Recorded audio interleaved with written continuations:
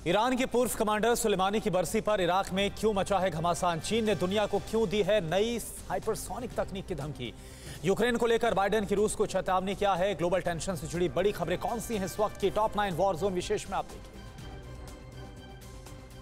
रूस से तनाव के बीच अमेरिका के राष्ट्रपति जो बाइडेन ने यूक्रेन के राष्ट्रपति व्लादिमीर ज़ेलेंस्की को बड़ा भरोसा दिया है। बाइडेन ने कहा कि अगर रूस यूक्रेन पर हमला करता है तो अमेरिका और सहयोगी देश रूस को निर्णायक जवाब देंगे। वहीं ज़ेलेंस्की ने बाइडेन के अटूट समर्थन की सराहना की है। चीन ने दावा किया है कि वो अपने नए हाइपरसोनिक मिसाइल से दुनिया के किसी भी स्टेल्थ विमान को पलक झपकते निशाना बना सकते हैं। चीनी साइंटिस्ट के मुताबिक इंफ्रारेड तकनीक से लैस हाइपरसोनिक मिसाइल की बराबरी करने में अमेरिका को अभी 3 साल और लग जाएंगे। तब तक चीन की मिसाइल तकनीक और घातक हो जाएगी।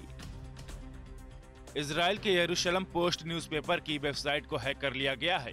वेबसाइट में एक तस्वीर दिखाई जा रही है जिसमें ईरान के पूर्व जनरल कासिम सुलेमानी पर हुए हमले को दर्शाया गया है। पोस्ट में आसमान से मिसाइल दागते दिखाया गया है। सुलेमानी की मौत यूएस के ड्रोन हमले में हुई थी। ईरानी जनरल कासिम सुलेमानी की हत्या की दूसरी बरसी पर इराक के बगदाद में हजारों लोगों ने अमेरिका और इजराइल के खिलाफ आयोजित रैली में हिस्सा लिया। ईरान के लोगों ने इराक से अमेरिकी सैनिकों की वापसी की मांग भी की। अफगानिस्तान की राजधानी काबुल में आज तड़के सुबह बम धमाका हुआ। PD-11 इलाके में डिस्ट्रिक्ट ऑफिस के पास लैंडमाइन के जरिए धमाके को अंजाम दिया गया। टारगेट तालिबान का काफिला था। धमाके से किसी तरह की जनहानि की खबर नहीं है। तालिबान ने अपनी सरकार को मान्यता देने और अफगानिस्तान के फ्रीज किए खजाने को रिलीज करने की मांग को लेकर काबुल में प्रदर्शन किया। तालिबान के प्रवक्ता ने कहा कि मान्यता का मुद्दा उनकी नहीं, दुनिया की मजबूरी है। तालिबान के बिना अमेरिका पर 9/11 के हमले का जिक्र करते हुए अमेरिका सहित दुनिया को धमकी देते हुए कहा कि अगर उनकी सरकार को मान्यता नहीं मिली तो ऐसे हमले होते रहेंगे।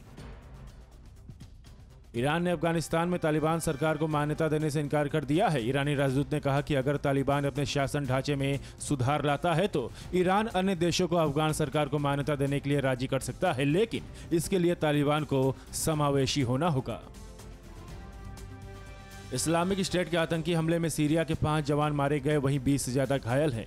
ISIS के आतंकियों ने मिलिट्री ट्रांसपोर्ट बस को निशाना बनाया। रॉकेट के जरिए हमले को अंजाम दिया गया। सीरिया में IS ग्रुप के कब्जे में अब कोई इलाका नहीं है, बावजूद इसके आतंकी हमले जारी हैं। इराक के मोसुल में तुर्की के मिलिट्री बेस को निशाना बनाया गया। बाशिका इलाके में तुर्की के सैन्य ठिकाने पर मिसाइल से हमला किया गया। 13 मिसाइल्स दागे गए जिसमें तुर्की के कई जवान घायल हुए। दिसंबर में भी तुर्की की सेना पर जोरदार हमला किया गया था। परवाह देश की, सोमवार से शुक्रवार रात 10 बजे TV9 भारतवर्ष पर।